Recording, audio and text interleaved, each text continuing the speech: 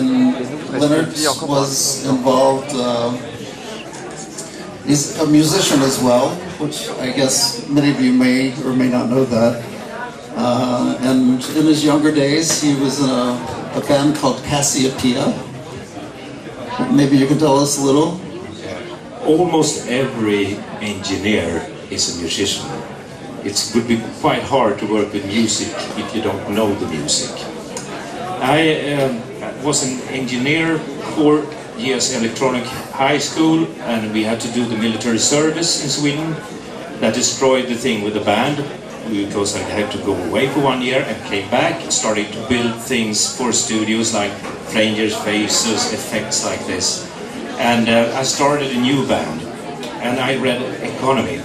And one of the friends in school told me they are looking for an engineer at Polar Studios. I never heard about Polar Studios. So I went there just to chance to get a job. They needed an engineer. So I went there about 3 months before the studio opened. And it was under construction at that time. And I met my boss then. It was 2 guys, Michael B. Trevo and Leif Mases, that ran the whole thing. Michael B. Trevo was recording Velander Ronander at the Metronome Studios at the time, so it was just Leif Mases. And he met me and we talked a bit and he described the studio and the idea. And then I went away and there was nothing more about that. I thought it must be a couple of hundred people that want this job as an engineer.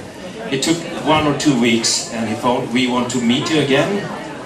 And he said, can you come to Baldersgatan, the office of Polar? And I was invited to the office.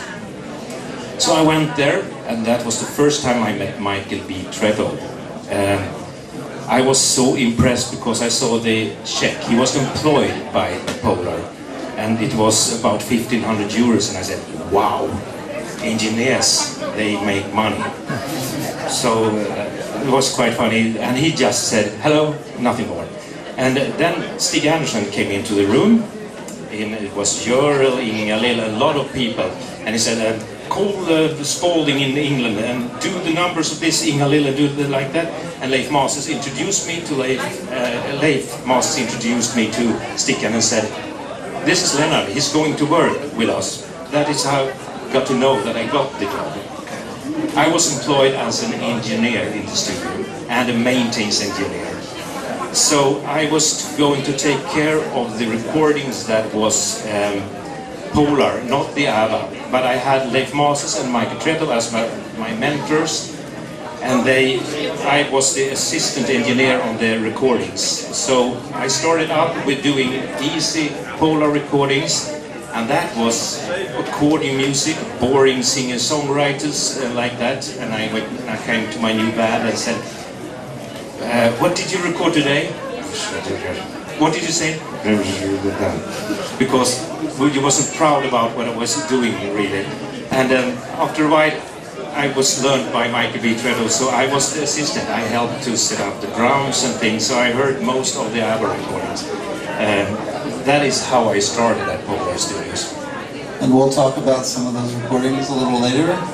But I guess we should go to the first slide. And I guess many of you recognize the building itself if you've been in Stockholm. And you know that the studio was in the back of the building. It's kind of sad to look at that. And today is a gym. And I think on the top floor they have bicycles. You can bike to ABBA songs. So there's still a connection. Yeah. That used to be an old cinema. And the whole building is called the Sport Palace because there was down there was a big pool and there was things going in the 40s and 50s. But it was a cinema behind. And that's a place where the studio was built. Right.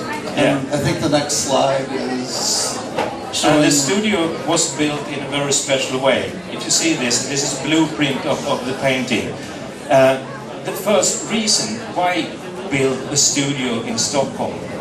The studio was a super studio. There was nothing like it in the whole world at that time. That's the reason that when Björn and Benny went to produce, they had to go to other companies, like Metronome, like Glenn Studios, Europa Studios, Soundtrack. They were often connected with a record company. Polar was a record company without a studio. The studio was the factory that you really should have. They didn't have their factory, so when they wanted to record, they had to get the time, and it wasn't free all the time. And the studio was various quality also. There was a studio with a good technique, mixing desk. There was a good studio with ambience where you could record. They wanted a super studio, and the idea, in fact, started with a guy, Bert Karlsson, another record company, and Michael Treto and Lars Gustafsson. They were going to do this big super studio in Sweden because we had people that could conquer with the word right now. And Stig Andersson thought, if Björn and Benny will get the best instrument to work with, they will create hits that can come up with the whole world. So that's why they built this very expensive special studio. It was divided in 5 rooms. You can see the first room, the big room, and the studio, the control room, a wooden room, and a padded room. They were hanging, rubber hanged. So that's the reason I couldn't get a culture mark studio. If they are rubber hanged, they are not connected to each other, they are not connected to the building. So they said, when I tried to get it culture mark, this is a furniture.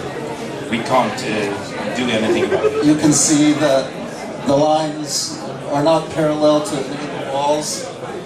There is not one parallel line in the studio to avoid resonances. And each room had their own acoustic. There was a stone room, there was the studio, there was a wood room, just play different instruments. And it was the biggest, if you see, the biggest control room with the biggest window. If you sat there, you should see every spot in the studio with the artists. They couldn't hide. You should be connected. And it's on the long side. At that time, you built studios on the short side, a control room here and the musicians there. But Björn and Benny and Michael said a lot of work in the future will be from the control room. And that was right. That's why it looks like this. But this room you couldn't see. That's a wooden room. Right. Yeah. So it's private. Yeah. Right.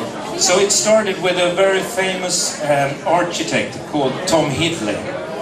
And they really wanted this huge window. And Tom Hidley said, that's not good for the acoustics. But he did these drawings. It started with the studio. And when I asked Benny, why did he quit Tom Hidley? Because we wanted the big window. And we really wanted it. So there was another guy, Misha Borowski, another architect, but he couldn't do the acoustic. So they connected another person and another person. So there was quite a lot of people involved. But Misha Borowski, he made some ideas. We can see the next picture. Yeah. The next slide, please. This was the entrance, how it was meant to be. And next picture. And this was the lobby where you came in. And at last, the next picture. That's the studio. That is before the studio was built. Is it possible to see Agneta there? Can you see? Yeah. And in the end we can see the next picture. We can see the construction. This was the cinema. This was the screen. Here is the control room. Was built here, and the rest of the studio here. Next picture. And this is the control room. This is 1 meter filled with, what did you call it? Sling ball. No, sling balls. the styrofoam. You have foam ball. foam. I guess. It's more like rubber? No, it's like Foam. mineral. It doesn't matter. Then it's a floor. And it's a new floor. And this is sand. This much sand. And then it's a floor too, next. So it's really... So it's not only the walls that are suspended, but the floors is... The price of the studio was about 100,000 euros. Today, 300,000 euros. And this is what it looked like when you first started working, right? Yeah. Pretty much. Yes. Yeah. And then you were installing... Sorry, the price of the studio was 1 million euros. Yeah. Which today is... Confused by the euros. 3 to 4 million Yeah. in today's euros, I guess. Yeah. So, how did you And the install... studio was paid. I can say the paid was to make the studio. The songs on arrival that Stickan, Björn and Benny wrote together, the publishing money was meant to pay the studio. And to continue, the studio was at the start a publishing company. And to continue... The album, actually. What? The album, not Arrival. Or no, the album, the yes. album, yeah. So all their publishing money is what funded the studio. And when it came more money, you should reinvest and buy new things. That's why that was the idea. The next picture, you can see the control room taking form. And we can see the next picture. That's the studio, final studio. And it's Björn and Benny in the control room. And we said that we should have one instrument of all the big instruments that you can have. For example, the marimba, the xylophone, the synthesizers, drum kits, timpanis, chimes, things that are heavy and difficult to transport. And you can see next picture. Are you in that picture though? No, No. not yet. This is the Zeppelin drums in this room. This room is Rune Söderqvist who made the glass paintings. And it's Italian marmor. And it was not meant to, it was wooden floor. But 2 days before the studio opened, it was rising. So we put the floor outside on the terrace, and in the morning after it was gone. So very fast we have to do something else, and that was quite good for the sound. Next picture. This is me, 1978. Looks exactly the same. Yeah, it changed a bit. And it's the same desk that it is on the ABBA museum. Yeah. And then we have, I think, 2 more pictures? The 2 more slides, I think. One more, the next slide is, okay. So, we should talk about the equipment, I guess, since it's showing here. The studio evolved, I guess, from analog days to digital days. The first, well, we've actually skipped over some things we were going to talk about, so maybe we should step back a bit. You had mentioned that after you had your interview and you got the job and you started working, that there was I guess a press story being written by Aftonbladet or Expressen. Yes. And you were invited to you were working, I guess, when Benny and Michael came in. This is the first time I meet Benny, and it's 3 days before, I think, the studio opening. Now, 1978, the 18th of May was the opening day. And then to the studio came Benny for the first time, and there was this interview. And it was also the Swedish comedian Kalle Sändare, family comedian that made funny records. And I remember in the interview, the guy asked, "What is he doing here?" The journalist asked Benny. "Oh, he designed the air conditioner." And they bought everything, it was just a bad joke. And then Kalle began to speak about his hobby. And the journalist, he laughed very much because he thought it was a joke, the whole thing, but it wasn't. That was the first time I met Benny. I was quite young. I was 22 years old when I started in the studio. And at the opening day, there was a lot of people invited. There was artists, there were producers, there were record company, a lot of people. that came to the studio, and I was doing all the practical things. Leif Masters and Michael Tredov, my mentors, they took care of the rest of the people, so I really didn't meet. Afterwards, it was meant to be a dinner at Djurgårdsbrunns värdshus, not far from the ABBA museum. And I had to lock up the studio, and someone has locked himself into the toilet. And Leif Master said, there's someone there, can you get him out of that? We got 4 limousines out here, and we're going to the restaurant. And I tried to get the guy out. I said, hello, is there someone there? No answer. I went to the workshop, got some tools, opened the door, and there on the toilet, fully dressed, sits Kalle Sändare like this, drank too much. And I said, you can't stay here, you have to get out. So I was the last person in the studio. And then I learned and locked it, and then the 4 limousine was waiting, and Leif Master said, there's one place more in this limousine. And I saw Rune Söderqvist was sitting in front, and I went in, and there was Björn, Benny, Agneta, and Frida. That was the first time I met them. So I said, hello, Lennart. And what did they say to you? Hello. Hello.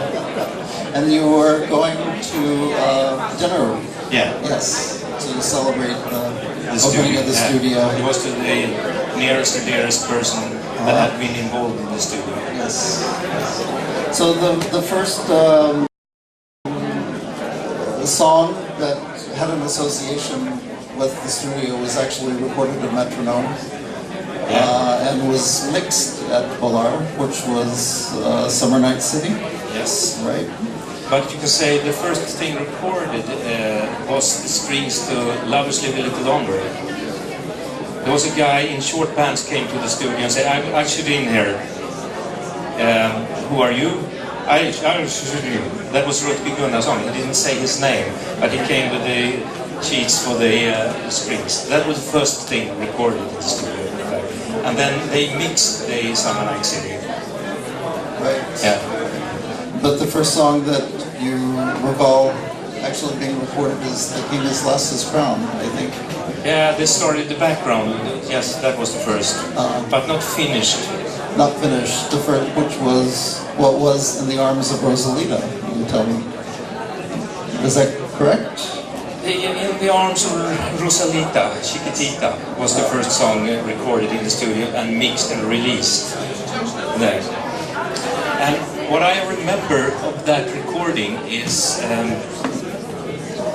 first to start, the first day in the studio, there is 2 hours where the maintenance guy had to do the repairs, do the setups for the tape recorders, and the musicians come in, and then it's coffee, and they start to talk, and then you start to do the arrangement for the drums, mic the drums, with Lasse and Rutger with the amplifiers, and start and mic the piano in the studio, and then they had the synthesizers out in the control room. So if they try a version to tape on the tape recorder, they go back into the studio, and Benny can try some melodies, and they can go back and try again. And that was what they did.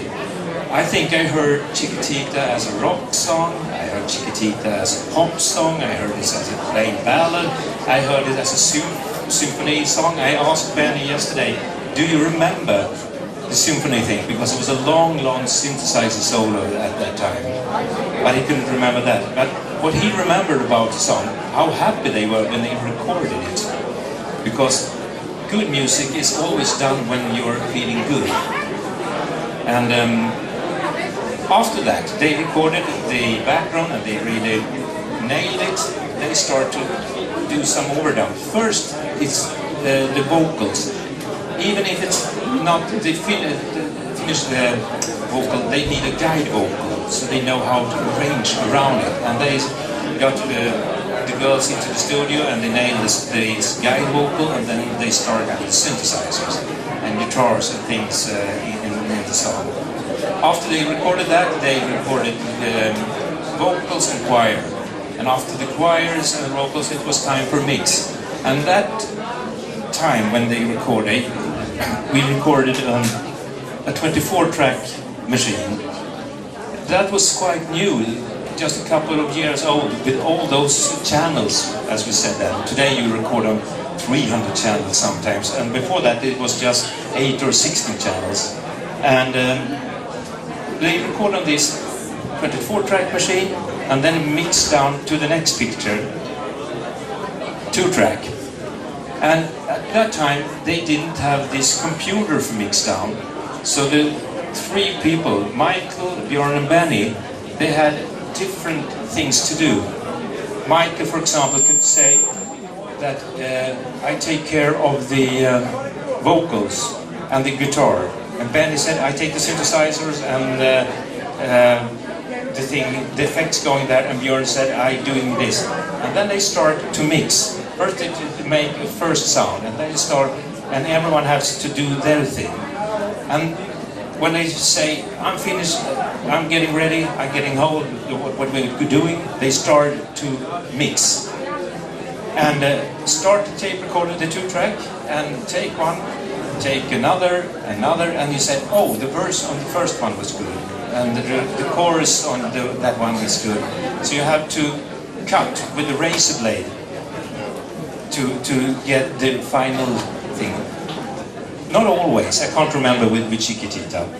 But when that was done, it was the next step. You have to do the cutting. At that time we didn't have the cutting room, so we went out to Solna cutting room, and they made the cutting, and I made about 30 copies around the world to send, so they can do their own cuttings. That was the procedure when they recorded at those days. So you recorded a demo from the next album. Yeah. That was your first experience actually recording ABBA yourself? Or? Yeah, because ABBA was recorded and there was Mikey Big Treadle. It was his thing. But one day in the studio, Björn and Benny wrote this new song, Super Trooper, and they said, can you help us to do a demo? Okay. We hooked up a drum machine and the synthesizer and a piano, and Björn played the acoustic guitar, and both of them went into the studio and sang. That tape should still be there somewhere, because it sounded like a 60s pop group then. And the next day after, they showed them musicians the demo, and they did a real version of the song. And then you also actually played on one of the recordings for that album, if I recall correctly. I played together with Björn the tambourine on and on. Yeah. What was that like? Amazing. At one time, Benny asked me, can you play, I used to be a guitarist, can you play guitar on this song? And Lasse wasn't available, and I tried it. I went into the studio, and Benny started to say, play like this, no, like this, or do it like this, or change it like that. After a while, I didn't know up and down, because he's got so many ideas. Finally, it was Lasse who nailed the guitar. So we would listen to what Björn would say, and organizing his ideas for the music, right? Yeah. So it's a very important team. Benny is like this. If you say, oh, that was a great idea. Oh, we record it, and then you start to record it, and then he plays something completely different. But it's good. So Björn's thing was to say, stop, it was good as it was, or oh, that's better. Because Benny is full of ideas all the time.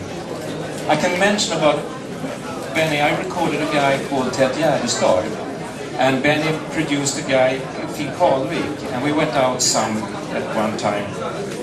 And Finn Karlvik, he said, to think like Benny, you must have lived as a musician before and die and live again, because, and I totally agree, among all people I worked with in the studio, there's number one as a musician, and that's Benny.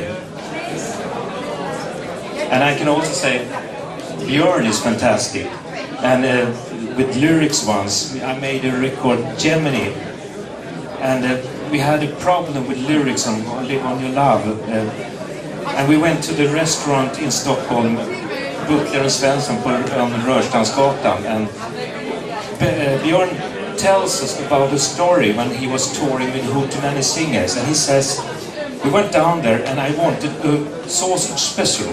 What's a sausage special? It's a sausage with bread and some mashed potatoes on it. And he went down there on a tour with what did I say? Stop, where you buy sausage. He said, I want a special. And the guy said, no. Haven't you got it? Yes. But why can't I have it? Because there's a risk of the mashed potato to slip down from the sauce and on the floor, and then you're not happy. I take the risk, Björn said. No, you can't buy it. Please, I take the risk, I pay for it. It ended up that he got a sausage in bread and next to it, mashed potatoes. We went back to the studio and about 20 minutes after, he had a new text to the song about the story. And it was so good so you can use it for a theater thing. Yeah. So, you mentioned Gemini, or Gemini, as you say, and you were telling me earlier that there were a couple of songs that were actually recorded by ABBA before that were intended, but ended up on the Gemini albums. And you want to tell us about those songs? I don't know if they're released, but the demos on 2 songs, it was Just Like That and Another You, Another Me. I heard demos with ABBA. Yes. So he asked me if I've heard Just Like That. Have you guys heard that? Yes. The whole song? The whole song? Yes. So. There's 4 different versions. Where is the ABBA demo? Right. Where is the ABBA demo just last night? There are 3 ABBA demos that I brought. Put Another You, Another Me now. Another You and Another Me. I'm not for that. Yes. It's kind of fascinating to hear these things. And then you were also telling me when The Visitors was being recorded that there was a kind of funny little story that Michael played for April Fool's Day. April Fool thing, yes. In the studio, to have a good mood, Michael was fantastic. And a lot of jokes all the time. One first April, he had prepared a tape. They nailed a background, I can't remember which background it was on a song. And it was the last of March. And Michael prepared a copy of the background they recorded and destroyed it a bit in the middle, the pinch roller when it needs it. So the day after, without knowing that, Björn and Benny comes to the studio and Frida is going to nail the guide vocal on that song. They suddenly had, something happened. What happened? The sound went dull, like that. Oh, we can probably repair that with the editing or something, so they calmed down.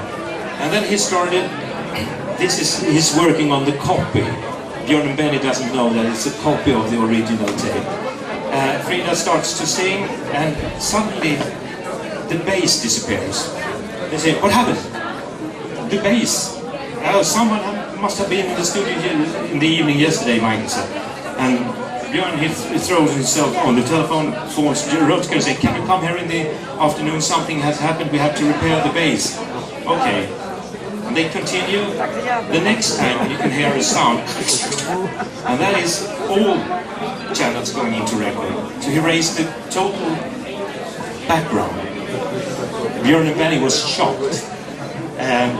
Frida saw that. She took her headphones off and went out into the control room, and Michael says, what day is it today? Oh, it's Thursday.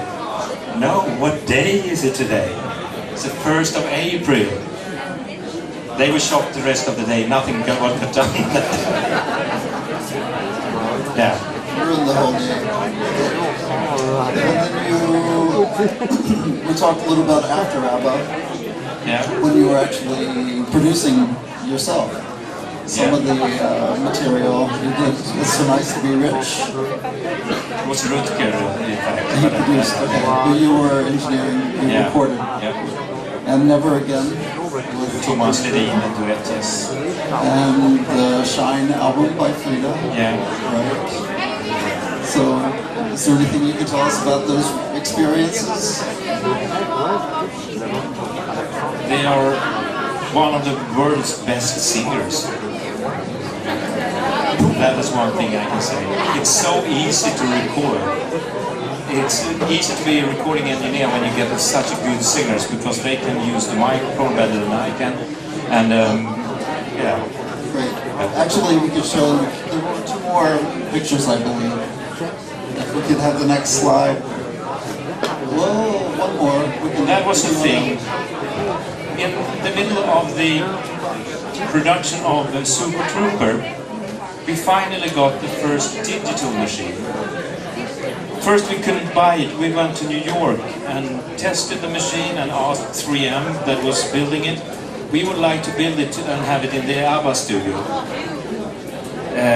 No, they said. Why? Because you're from Sweden, you're stupid and you can't use it and we will get a bad reputation. And it took about a couple of months before a guy was sent to America and learned the machine, and then we could buy them. That changed the way that you worked, the mixing process, because on this machine you can record the mix on 2 tracks, so you can test a lot more. Instead of taking the razor blade and see, now it's together what you did, you can say, punch in the mix. You can do a verse completely different from a chorus and test it on the machine directly, so you see what happened if we take too much reverb and just punch it in like this. So the mixes was easier to do, kind of a computerized thing. We can go on to the next. That is a recording sign. That was outside the studio, and it was connected to the red button, the record button on the tape recorder. And it meant when this was lightning, there was a recording. You can't go into the studio. And it happened once. It was Fredrik Offheim, the Swedish James Bond, B-movies, the Ninja films. He was the promotion manager at Atlantic, one of the clubs in Stockholm. And Björn and Benny met him one night and said, come to the studio, we're doing some recordings, visit us. And he came to the studio and I said, you can't go in now because it's a recording, it's like you can't be. I talked to Benny yesterday, I will go in. And I heard he opened the door and went into the studio, and I can hear them screaming in the studio. And he directly got out, red in his face, because he destroyed the recording. And this sign is actually on display back there, you can see. Next, please. And you can see the headphones that he's wearing here. I brought the headphones, 2 of them, and these yellow ones. We had a lot of those in the studio because that was the first headphone the strings accepted. Before that, they used loudspeakers. You had to record with a loudspeaker in the room. They accepted these because of the string machine and the mellotron. So they said, okay, you can have a headphone. So we had to buy a lot. And the special thing with this headphone, it's not solid, it's padded, not padded. You can hear yourself. And if you're many people, like in choir, like in strings, you need to hear yourself. And it's, you look at the next picture. Frida got the other one, the Hitachi. It's more low end in those, but the same kind. I brought both of them out back. So you can see them in the display. Well, I think we've run out of time, unfortunately, but we thank you for making the trek and spending time with us. And yes.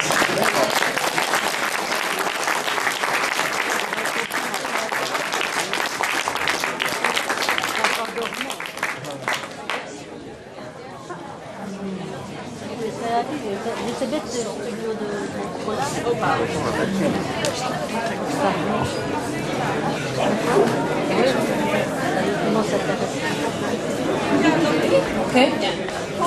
So as Lennart told you, you can watch a few items displayed in the next room. And if you have any more questions or want to hear more about his story, you can ask him. Now we continue. again with the evening.